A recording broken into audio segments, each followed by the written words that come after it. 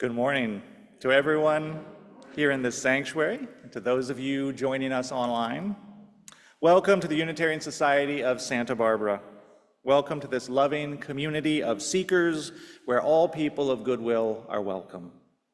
In this community, we strive to live with integrity, nurture wonder, and inspire the actions that will transform us and transform the world. Lead Minister Reverend Julia Hamilton is on sabbatical and will return in September. I'm the Reverend Jamie Hinson-Rieger, and in my regular gig, I am the Senior Minister in Bedford, Massachusetts at First Parish, and I'm delighted to be leading you in worship through August 11th. Serving with me this morning is Worship Associate Ellen Broidy, Music Director Matthew Grissett, pianist Heather Levin, Director of Lifespan Education, Charla Brigante, our tech wranglers, John Diaz and Alfonso Trejos, and of course, the fabulous pop-up choir. I would like to extend a special welcome to any visitors or guests who are joining us for the first time. We would love to stay in touch and welcome you into this community. On the second Sunday of each month, we have a casual newcomer orientation across the courtyard in the front office. Also, you can visit the welcome table in the courtyard or join the online coffee hour. We have a lot going on beyond our Sunday services. I have one announcement. So I will be leading a spiritual practices workshop here at the church in the fellowship hall on Wednesday the 9th at 7 p.m. So I'll lead a short 20 to 30-ish minutes mindfulness-based meditation, and then there'll be a time for us to check in, have a conversation about spiritual practices and how that experience was for us. And that is this coming Wednesday at 7 p.m. The whole program will run about an hour and 15, depending on how much people want to share. All are welcome to join. No prior experience with meditation needed, no registration, just come on by and be a part of it. And now our worship associate Ellen is going to share some other announcements and then lead us in the chalice lighting.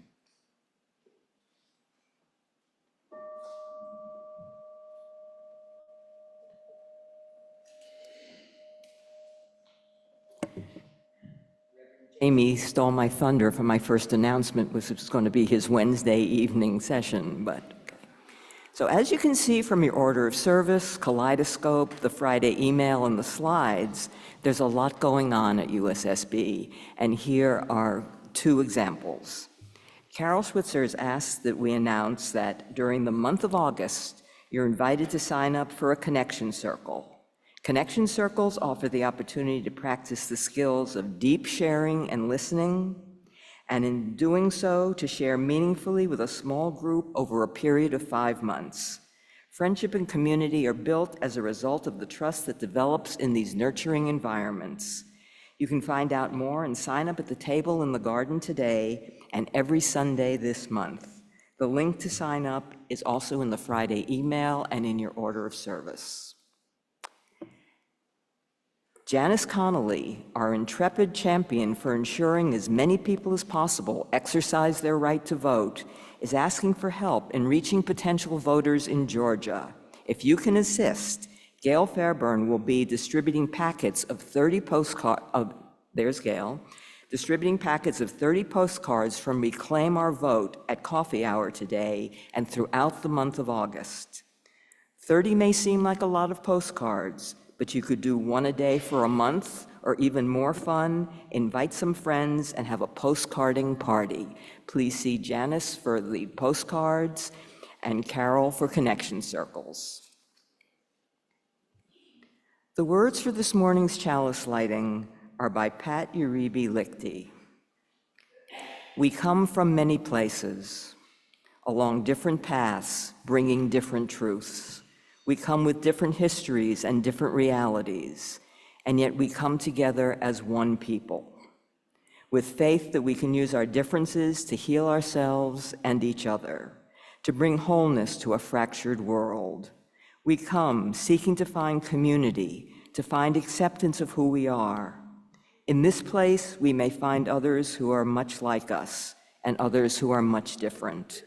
May our lit chalice remind us that we are people taught by different stories, with many voices, but always one people, working for a world where love creates justice and justice gives birth to peace. Thank you, Charla. I'm always afraid I'm going to set the sanctuary on fire, so I ask somebody else to do that. Each week, we call out something or someone special that's made our world a better, safer, and more loving place. This week, our collective choice for the one good thing, I want to lift up gymnast extraordinaire Simone Biles, not for her incredible athleticism and multiple gold medals, but for her bravery. She stepped back from the 2020 Games in Tokyo to take care of her emotional well-being, and by doing so, helped to open the door to a desperately needed conversation about mental health. This was a powerful and generous act by someone who could easily have chosen to keep her reality behind closed doors. Speaking honestly and forthrightly about the demons that she faced, Simone Biles showed courage, strength, and tremendous self-awareness. She modeled the behaviors that will help destigmatize mental illness and promote mental wellness.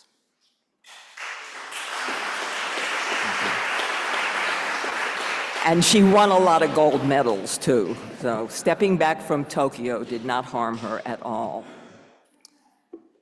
According to the calendar, this is the first Sunday of the month. Do we have any August birthdays out there? If you are an August birthday, please come forward. Come on up, August birthday babies. And if there's anyone in the virtual sanctuary celebrating an August birthday, please feel free to type that into the chat. We're going to pass along a microphone, and you can say your name and the day you were born. And if you wish to claim all of your years, you may do so as well, but that's not required.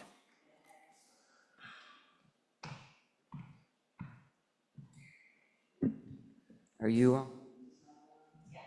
It is? Okay. Jay Sherwood, this 4th, 2024. Oh, today? Yeah. Happy birthday. Yeah. Laura Haston, August 28th, 1960.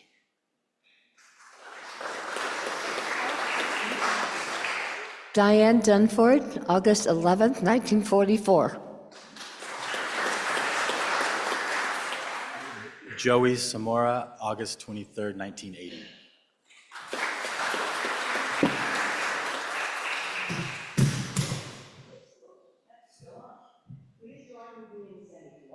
Compared to these folks. Can I just scream?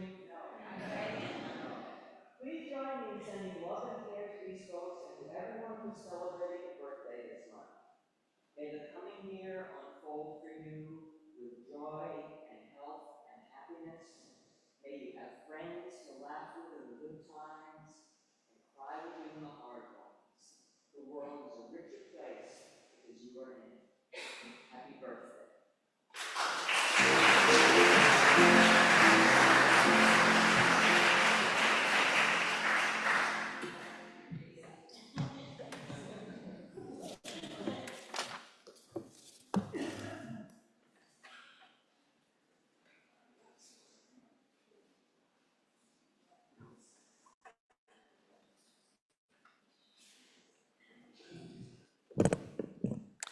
Would you now please rise in body or spirit for our opening hymn, number 1000 in your teal hymnal, Morning Has Come.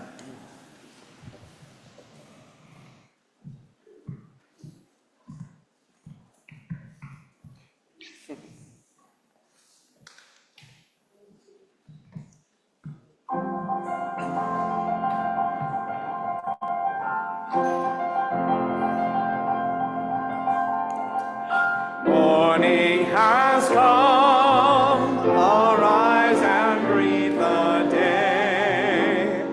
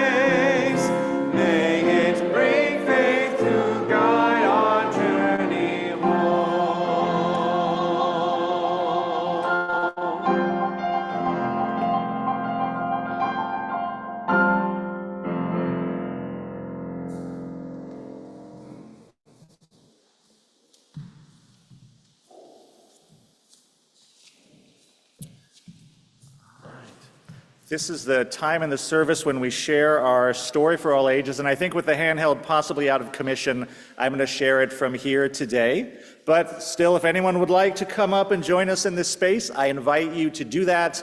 Families out in the Zoomosphere, this is a lovely time. Oh, I'm getting a signal, maybe it's back up.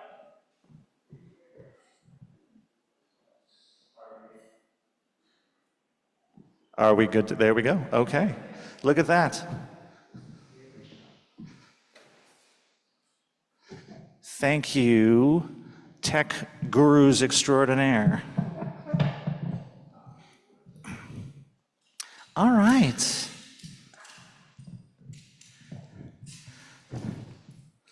All right, welcome. Thank you for coming up and sharing the story with me today.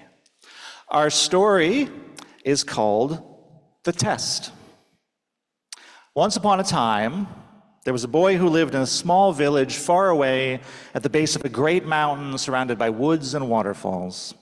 The boy loved his village and its people, and he loved the woods and the animals all around, and what he wanted more than anything was to grow up to be wise so he could serve the village that he loved. "Mama," he said one day, "how do I become wise like the elders who serve the village?" And his mama said, "Well, the old man who lives up in the mountains is the wisest teacher alive. If you go to him and study with him, they say that he can make you wise." "Can I, Mama?" the boy asked. "It's a day's walk up in the mountains," said his mother, "but you're old enough now. I will pack you some food. You may be gone a while. He is a very strict teacher." So the boy left his village and he hiked up the mountains. It was a long and hard walk, but eventually he found the old man's modest little home up in the mountains. Feeling very nervous, the boy knocked on the door. The old man answered in a plain robe. He had the longest, whitest beard the boy had ever seen. "What can I do for you, young sir?" said the old teacher, not unkindly. "Please, sir," said the boy, "I would like to be your student so you can teach me to be wise." "Well," said the old man, "I don't take a lot of students these days. Not too many are interested. But I will make you my student if you can pass a test." "What is the test, sir?" asked the boy. "It's very simple," said the teacher. "Down that path away into the woods, there is an old tree fort up in the tallest tree. It's a good place for a student to be alone to think. I see you've got lots of food and water, which is good because you might be up there a while. Here's the test." And he put in the boy's hand a small, downy white feather from an owl, and he curled the boy's fingers closed around it. "Go sit up in that tree fort and hold on to this feather." "Hold the feather?" said the little boy. "That's it?" "Yes," said the teacher. "Hold on to the feather until it is time to release it. Then release it." "How will I know it's time?" asked the boy. "It's different for everyone," said the teacher. So the boy took the feather, holding it very tight in his hand, and he climbed up the tree, being careful not to let go of the feather while he climbed, and he sat in the tree fort all night long, puzzling over this task. How would he know when it was time to release the feather? Would he hear a voice telling him?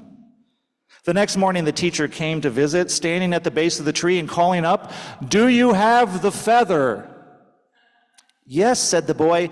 "Good," said the teacher. "Do not release it until it is time." "Will I hear a voice telling me it is time?" asked the boy.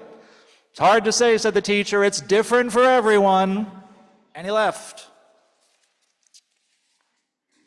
The boy sat in the tree all day, holding the feather tight in his fist. How would he know when it was time to release it? Would he have a vision telling him? What if he got it wrong?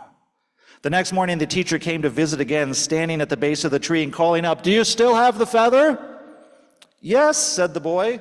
"Good," said the teacher. "Whatever you do, do not release it until it is time." "How will I know?" said the boy. "Will the Buddha tell me?" "It's different for everyone," said the teacher, and he left. The boy puzzled all day long, growing more worried he would get it wrong. He had no idea how he would know the right time. "Will a dream tell me?" he wondered. But that night he didn't dream at all. In fact, he barely slept. He was so worried that he would accidentally let go of the feather at the wrong time. The next morning, just as the sun was rising, while he was deep in his worry, he heard a loud snap, and he heard the yelp of an animal in pain. The boy carefully climbed down the tree, taking care not to drop the feather so he could investigate. And just off the path, he found a small fox caught in a cruel trap. Its leg was injured. The fox thrashed about, but it could not free itself from the trap, and the boy knew the fox would die if he did not help it. But to release the trap would take both his hands, and there was no way he could do that and hold on to the feather. The boy looked at the fox struggling. He felt the feather in his hands. He heard the teacher's voice in his head saying, "Whatever you do, do not release that feather until it is time."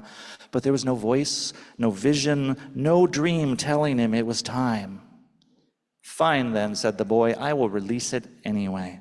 And he opened up his hand, and the fine white owl feather rose in the breeze and drifted away.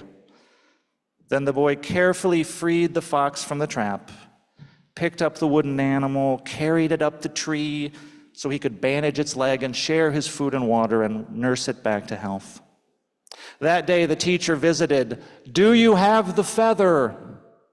"Teacher," said the boy, "I let it go." "What?" said the teacher. "How did you know it was the right time?"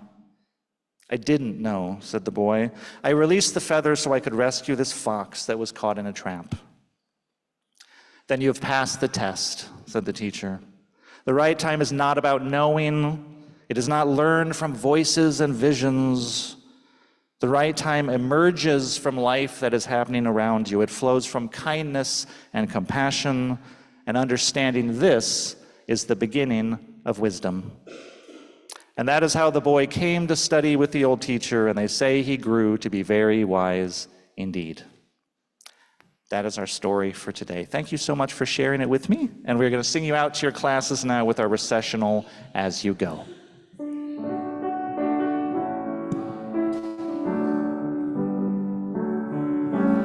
hold you in our love as you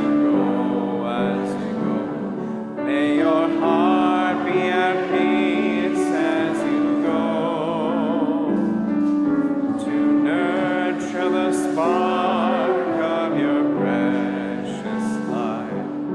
We hold you in our love as you go.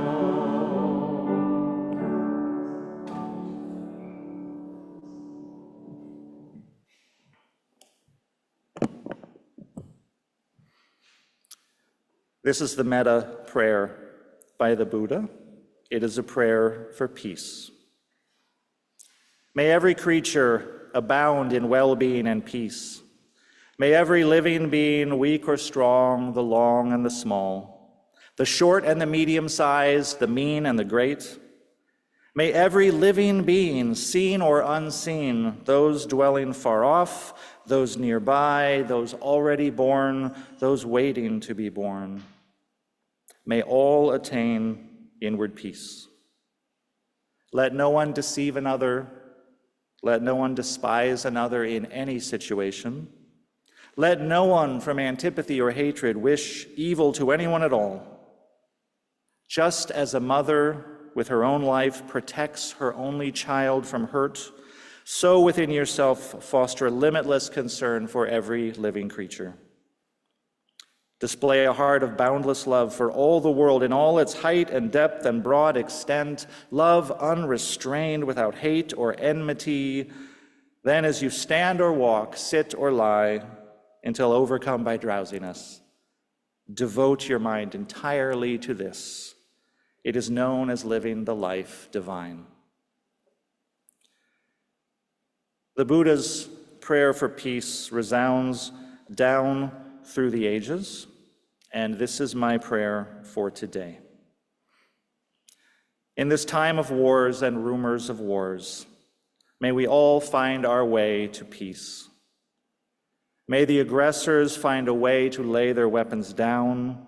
May the wounded know healing. May the hungry be fed. May the hostages be released and the prisoners freed. May all people be kept safe. May hatred cease. May violence cease. May all of us act as though peace is possible. May all of us speak up for peace in whatever way we may. May we keep the dream of peace alive in our hearts and speak words of peace in the streets and in the halls of our elected officials. May we demand peace, and with our neighbors, may we work to foster the spirit of peace. Always, peace seems impossible until it is suddenly possible. May we keep the dream of peace alive in our heart until that moment. And may the spirit of peace rest in each of us as hope, as a longing, and as a promise. I invite you to join now in the communion of silence as we sit together for a few moments in silence. I will sound us out of this time of meditation with a note from the singing bowl.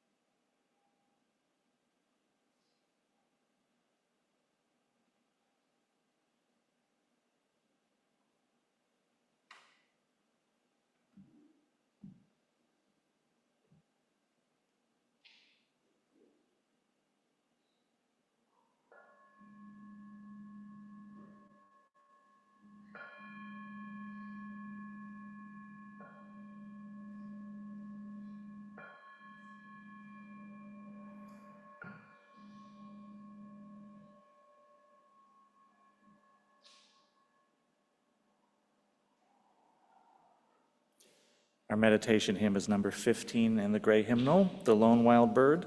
You may remain seated.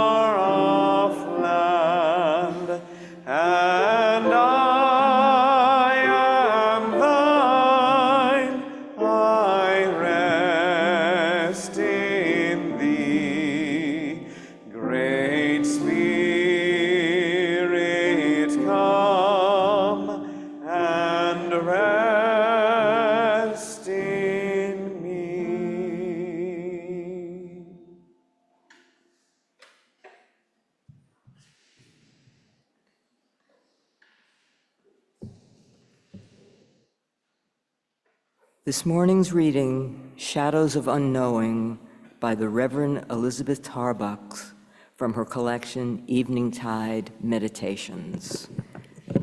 Gray, the color of the lake before sunrise.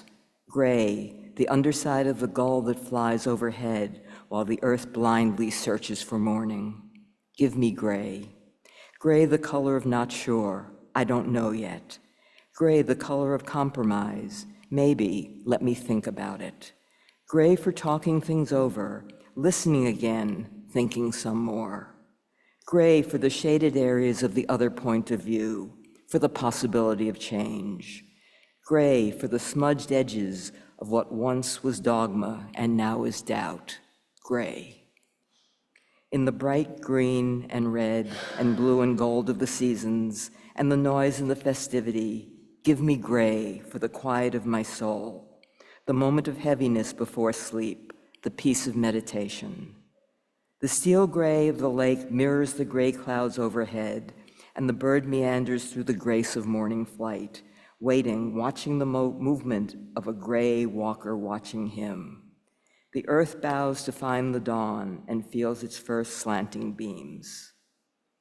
Can I take this as a promise, I wonder, that after the questions, the doubts, and the hours of contemplation, there will be gold through the gray, promise fulfilled and truth revealed? I don't know, but I believe in small epiphanies, a single beam of light in the darkness, some sought-for star, some one certainty emerging from the gray. Meanwhile, let us embrace the doubt and cherish our unknowing and patiently await the dawn. Every Sunday, the Unitarian Society donates 25% of our Sunday offerings to support special projects and community partners that share our deepest values. This month, we're sharing our offering with 3 local LGBTQ+ organizations: PFLAG, SB-TAN, the Santa Barbara Transgender Advocacy Network, and Pacific Pride Foundation. All 3 of these organizations work diligently to support members of the LGBTQ+ community, their family, and friends. And you can find additional information about each of these organizations in your order of service. Please give as generously as you can to these 3 groups that are on the front lines protecting our freedom to love and live proudly and openly. And please join with me in saying the affirmation of gratitude and giving. Let us be grateful when we are able to give, for many do not have that privilege. Let us be grateful for those who share their gifts with us, for we are enriched by their giving. And let us be grateful even for our needs, so that we may earn from the generosity of others. Thank you.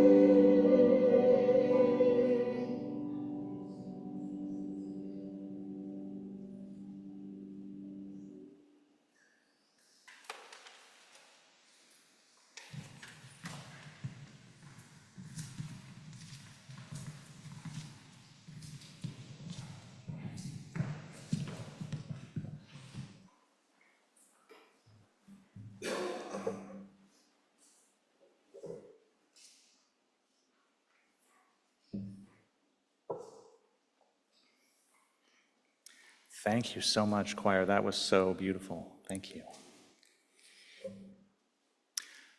The story goes that when Prince Siddhartha Gautama, the man who would later be known as the Buddha, when Prince Siddhartha was born sometime in the 6th century BCE, there was a prophecy that he would either grow up to be a great religious teacher or a great king. Well, he was already well positioned to be a king, being a prince and all, and that was certainly the option that his father wanted for him. Siddhartha's mother had died in childbirth, so the father got his way. He took great pains to keep Siddhartha confined to the palace, sheltered from all matters religious or spiritual, from any experience of suffering that might trouble his soul. But one day, as it happened, Siddhartha insisted on visiting the local village. He snuck out to do it, and having escaped from the confines of the earthly pleasures of palace life, Siddhartha discovered all at once the reality of old age, sickness, and death. He learned that these things are the inescapable fate of all. And he was so disillusioned to have the happy veil of his carefree life pierced by the reality of suffering that he left the palace and his future kingdom to become a wandering holy man, determined to find the secret to enlightenment and an end to suffering. Well, there were a lot of wandering holy men in those days, and Siddhartha wandered with the best of them for 6 long years. At first, he sought enlightenment in the renunciation of the body, and he was so good at renouncing his body that he very nearly killed himself from starvation. But that didn't bring enlightenment. So he decided that he would find enlightenment by purifying his mind rather than by torturing his body. One legend goes he sat down at the foot of a Bodhi tree and he meditated there, and he vowed not to get up until he had achieved enlightenment. And he sat there meditating, one version of the legend goes, for 49 days. And on the evening of the 49th day, he achieved the awakening he had been striving for, and by dawn, Siddhartha had become the Buddha, the enlightened one, the one who had solved the problem of human suffering. Now, the solution to the problem of human suffering is a topic for another day. The question I am wrestling with today is, what happened on the 49th day? What was special about that day? Now imagine what Siddhartha must have been feeling on day 48, after 47 days of fruitless meditation, seemingly no nearer his goal. And yet he continues on into day 49. These have not been easy days. The legend says that while Siddhartha was meditating under the Bodhi tree, the demon god Mara attacked him with visions of doubt and fear and sought to distract him with temptations. And indeed, you can imagine the doubts and the fears piling up day after day. What am I doing? Am I wasting my time? Are people talking about me on the internet? Am I a meme now, like tree-sitting guy, enlightenment fails? You can imagine the temptation to give up, right? Am I on the right path? Is this even possible? 48 days under the tree and nothing, and then evening of the 49th day and suddenly enlightenment. What changed between the 48th and the 49th day? Why that day? So let's talk about time for a moment. The ancient Greeks had 2 different words for time, representing 2 very different ways of thinking about time. The first word is chronos, corresponding to how we normally think of time in the West as linear time, as measurable and quantifiable. If we're talking about something lasting 2 hours or 2 days, that's chronos. If I say I'm going for a walk at 4 o'clock, that's chronos. And interestingly, this kind of time, chronological time, is named after the Greek god Kronos, born of heaven and earth, father of Zeus and all of the other big Greek gods. And the story goes that when Kronos became a father, there was a prophecy that his children would overthrow him, and so he swallowed them all up one at a time at their birth. In this same way, chronological time consumes all of us who are its children. In the myth, Zeus escapes and frees all of his siblings. That's also a story for another day. But the Greeks recognized another kind of time apart from Chronos. And the other kind of time is called Kairos. And Kairos is not linear time, it is not predictable, measurable time, it means the fullness of time. Kairos is propitious time, the favorable time. It is the moment when a time has arrived and something new can be born. It is the right time to do a thing. In Christian theology, which is heavily influenced by Greek philosophy, Kairos is God's time. It is time as it unfolds according to God's design. But with or without a God behind it, the point is we humans can plan and design and intend all we want, but things develop on their own schedule and arrive on their own time. Before the moment of Kairos, a thing is impossible, and after the moment of Kairos, it becomes possible. Let me share a story from my own life. When I was 18, I went away for college, as young people sometimes do, and I was feeling that desire to reinvent myself a little bit at college, right? To use my newfound freedom to push my own boundaries and do something out of character for myself. Just try something new, you know? Something that the old pre-college me would never have done.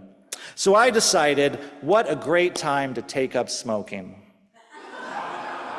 Now, I knew that smoking was not a great idea in terms of long-term health risks, right? I was well aware of that, but that wasn't going to be a problem for me because my plan was to just smoke for a little while and then quit. I wasn't going to become a smoker. I wasn't just like smoke cigarettes every day. I was just going to smoke for a little while and then stop. So fast forward 6 years. I'm 24 years old now, and I smoke a pack of cigarettes every day. Because you see, at age 18, I didn't have a working concept of addiction, and so I wasn't prepared for the possibility that I would not be able to just quit smoking. And this inability to quit was increasingly becoming a problem for me because, as it happens, I have asthma. I always have since childhood, and so smoking and breathing were not going together very well for me, and I was becoming a little concerned about that. To give you a sense of how addicted I was, that winter when I was 24, I got bronchitis, which I am prone to get every year anyway, and the smoking and the asthma aggravated it, and I actually ended up in the hospital. And the doctors treated me, and one of them wrote "quit smoking" in big letters on a prescription pad and gave it to me, and they sent me home. And for the next several days at home, I did not smoke because I couldn't. My lungs were so aggravated from the bronchitis that smoking really hurt.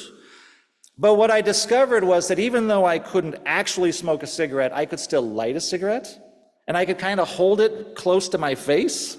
And that was sort of like smoking, and it was just enough like smoking to get me through those days until the medicine had done its thing and my lungs were better and I could smoke for real again. So the point is, I was very, very addicted. I smoked for 2 more years after that, actually, dealing with the chronic asthma flare-ups, telling myself that I would quit any day now, but not actually quitting. And then when I was 26, I became a father, and I was determined that I would quit smoking. So I quit, cold turkey, just like that. And then 3 days later, I bought a pack of cigarettes, and I started again. So I said a bunch of really mean things about myself, and I quit again. And then 1 day later, I bought a pack of cigarettes, and I started smoking again. So I wrote a vow on a piece of paper, and I said, I, Jamie Hinson Rieger, will quit smoking, and I signed it, and I dated it, and I tore up every cigarette I owned, and I quit. And then 2 days later, you know how that goes.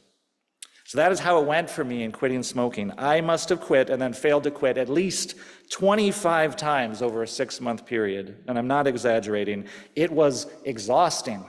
Just quitting and failing and quitting and failing over and over and over again. And then one day I quit for the 26th time, and it was easy, and I've never smoked a cigarette since. Never even really wanted one. And that was 26 years ago. And here's the thing, here's the connection to today's sermon topic. I have no idea what happened between attempt 25 and attempt 26. I don't know what changed. I don't know what I did differently. I don't think I did anything differently. It wasn't possible for me, and then it was. It is an experience that I have always found to be profoundly puzzling and profoundly humbling. Because sometimes we're trying to step into a moment, and the moment isn't there. Its Kairos has not arrived, and this is humbling. It can be frustrating. It can be disheartening, right? We launch a business, and the business, which is founded on a really good idea, doesn't take hold. We work to repair a relationship with a partner or a friend or a child, and the relationship remains stuck. We tell ourselves that this is the year when we finally do X, whatever X is, right? We cook healthier, write that novel, walk a mile a day, get a new job, visit our parents more often. And then it turns out that this isn't the year that we do that after all. And then when it comes to the challenges we face in our community and in our world, we may be working for peace or democracy. We may be trying to make progress on an issue like housing or hunger, climate change, LGBTQ rights, reproductive rights, and it feels like change is agonizingly slow, or even like we're moving backwards. Right? So sometimes we're seeking a kind of transformation in our life, in our person, in our world, and that transformation is not there. And this is part of what it means to be human. Sometimes our fresh, fertile, heartfelt new ventures fail. Sometimes our habits, our addictions, our inertia, our rote patterns of behavior, they overbear our aspirations. Sometimes, no matter how vigorously we are swimming, how sure our strokes, we find ourselves treading water, we may even be borne backwards by the tide. And what are we to do with this? Well, surely sometimes it is the height of wisdom to know when to say when, right? Not everything is meant to be, at least not meant to be right now. And sometimes we truly are holding on too long to some hope or idea or ambition that no longer serves us, or no longer serves our family, or is no longer serving the world. And it is positively liberating to let it go, right? Letting go of that which is not fruitful frees up our life and our energy for new possibilities. And when letting go serves life in this way, letting go is not giving up, it is opening up. It is a precondition of transformation. But maybe we are doing something that we love, something that we value, something that we believe in, or just something that really needs to be done for perfectly good reasons, and it's not happening. Well, sometimes our efforts are waiting for the fullness of time, right? Artists know what that's like. Inspiration shows up on its own timetable. Of course, if we're not doing our part, if we're not showing up and putting in the time, inspiration isn't going to just magically happen, but we can't force it either. We can't snap our fingers and conjure it up.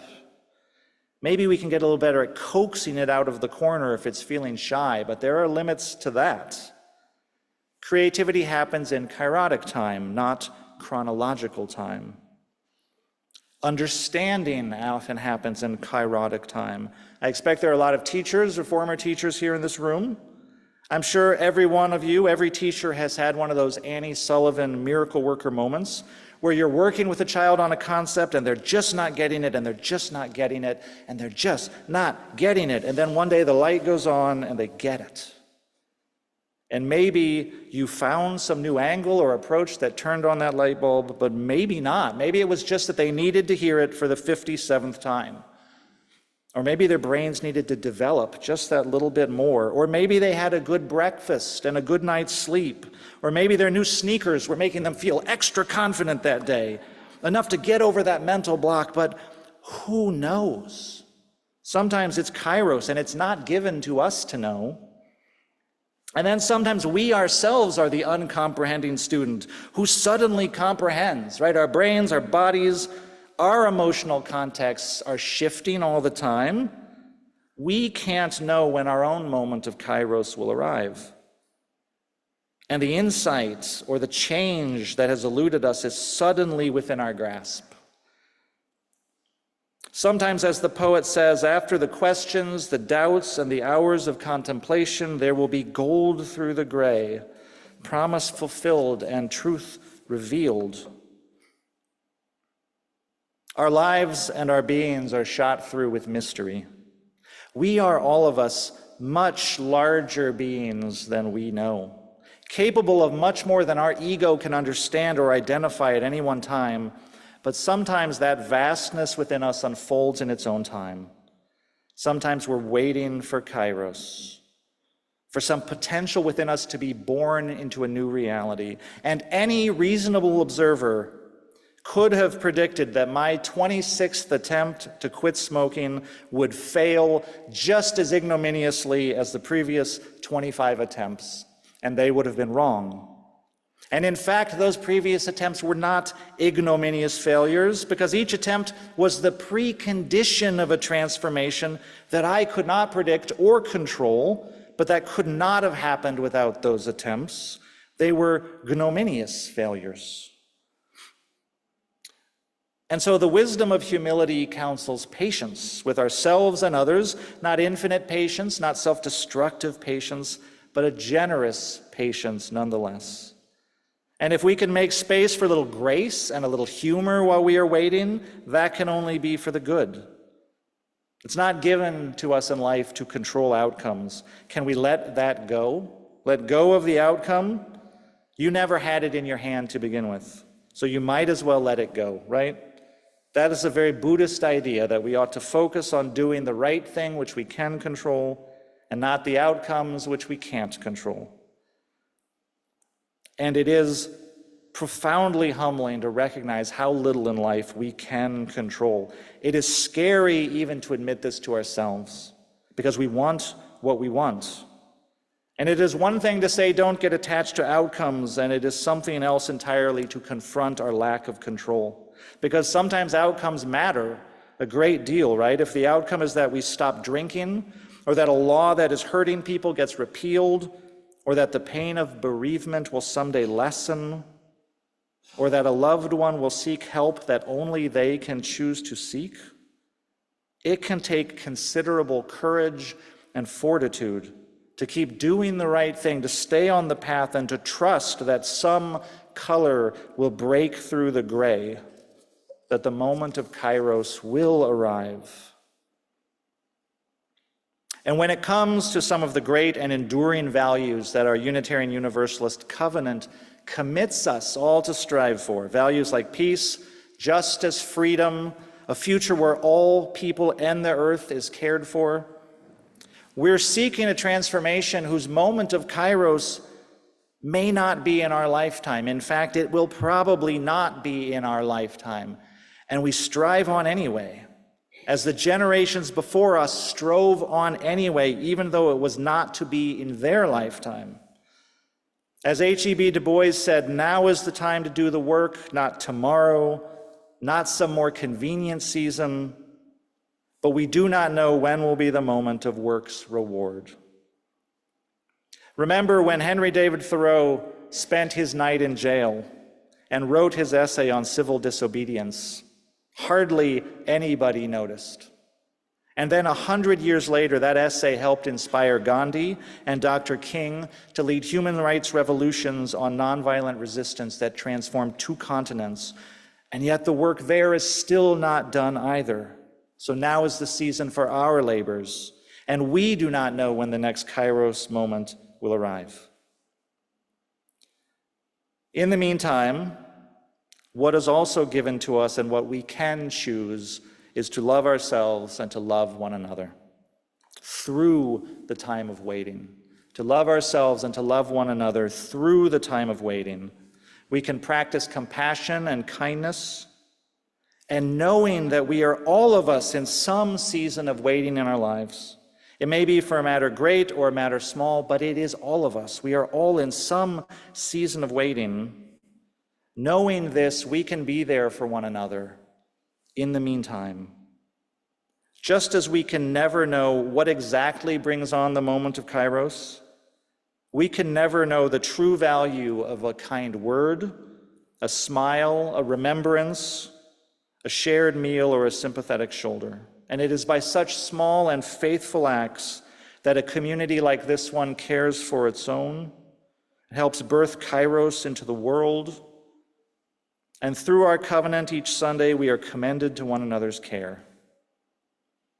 So wherever you are in your season of waiting, may you find hope and comfort there, and may we all be hope and comfort to one another, trusting that the Kairos moment will arrive. Blessed be, and amen. And our closing hymn this morning is number 1008 in your teal hymnal, When Our Heart is in a Holy Place.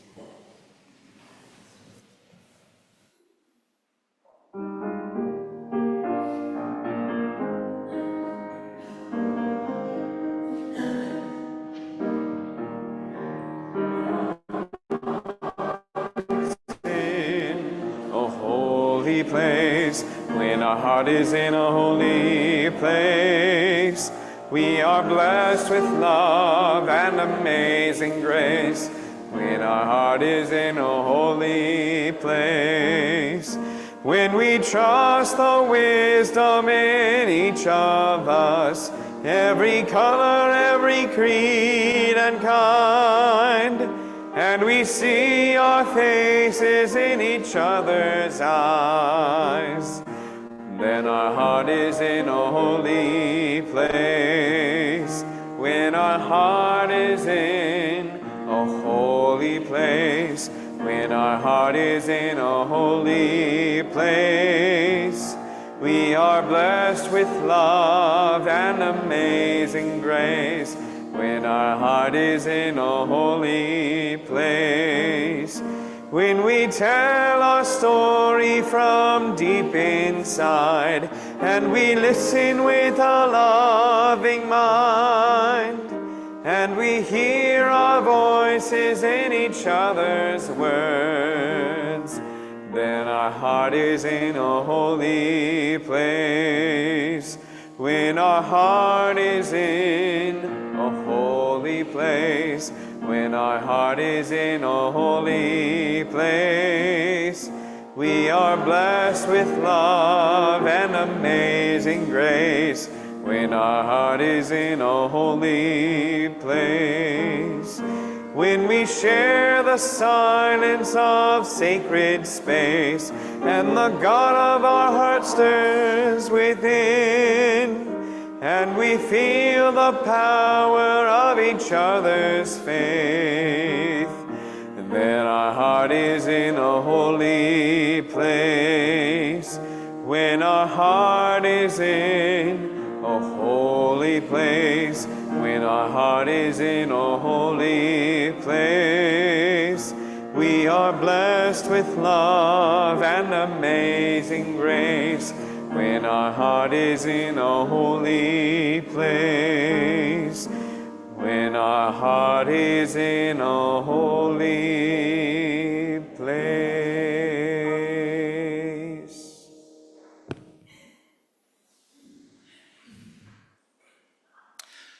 Friends, sometimes we do not know when the moment will arrive in our life or in the world. Until that moment, let us keep faith, hope, and love alive in our heart as the holiest of places, trusting that when the way opens, we will carry them forward into the future as a blessing. Now, as we extinguish our chalice, may the light of love shine upon you, out from within you, be gracious unto you, and bring you peace. For this is the day we are given. Let us rejoice and be glad in it. Now let us call out a blessing.